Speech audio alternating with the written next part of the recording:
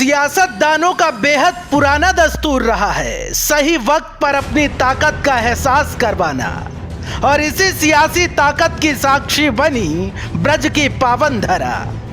गौरतलब है सूबे की पूर्व मुख्यमंत्री वसुंधरा राजे लंबे अरसे से सियासी हाशिए पर थी।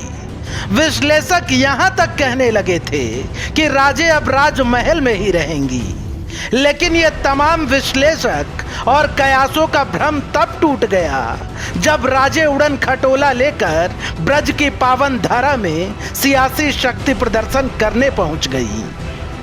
जाहिर तौर पर हाशिए से मुख्यधारा में आई राजे का ये पहला सार्वजनिक कार्यक्रम था, तो कैंप के नेताओं ने भी पूरी ताकत झोंक दी। इस दरमियान तकरीबन 8 सांसद, 28 विधायक, 70 पूर्व विधायक और 32 पूर्व जिला अध्यक्ष मौजूद रहे।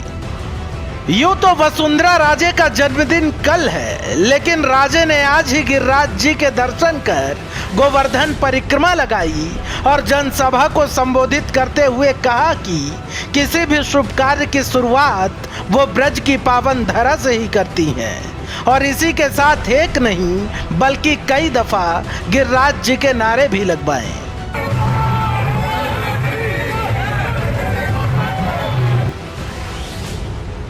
मैं आपको ये कहना चाहूंगी लोग बता जाते हैं कि ये जो भी काम करती है सबसे पहले भगवान का आशीर्वाद लेके करती है, परंतु आपको समझ में आ गई भगवान के आशीर्वाद के बिना कुछ नहीं होता है। इसलिए ये जरूरी है कि जब भी कोई काम निकलते हैं तो उसमें परिवार जुड़ता है, उसमें भगवान के आशीर्वाद मिलते हैं, तो उससे बड़ी चीज और क्या हो सकता है। सबको याद दिलाना चाहती हूँ राजमाता साहब को। वही राजमाता साहब थी जिन्होंने दीपक जलाने का काम किया। वही राजमाता साहब थी जिन्होंने सबके साथ मिलकर कमल को खिलाने का भी काम किया। उन्होंने कभी भी दिए की लो को न कम होने दिया न बुझने दिया, वो आप सब जानते हो।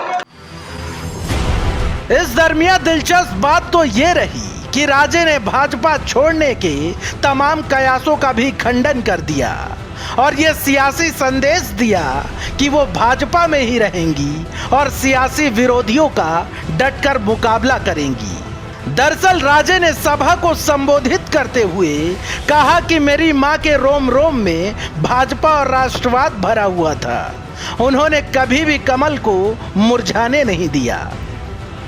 इस दौरान राजे ने सूबे की गहलोत सरकार पे भी जमकर हमला बोला और कहा कि हमारी सरकार में प्रदेश के विकास के लिए अनेकों योजनाएं शुरू की, मगर आज की सरकार में वो सभी बंद पड़ी हैं।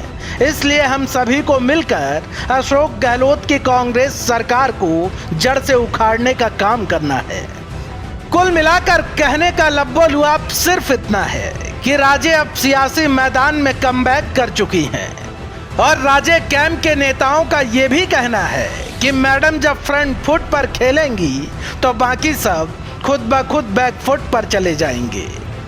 खैर, वैसे तो मरुधरा की धारा में अभी चुनाव में वक्त है, लेकिन सियासी मिजाज की तलखी बता रही है कि मुकाबला अब की बार दिलचस्प होने वाला है, क्योंकि कांग्रेस में जहां पायलट अब नई रणनीति पर काम कर रहे हैं, तो वहीं राजे का शक्ति प्रदर्शन भाजपा के अन्य नेताओं की मुसीबत का सबब बन चुका है।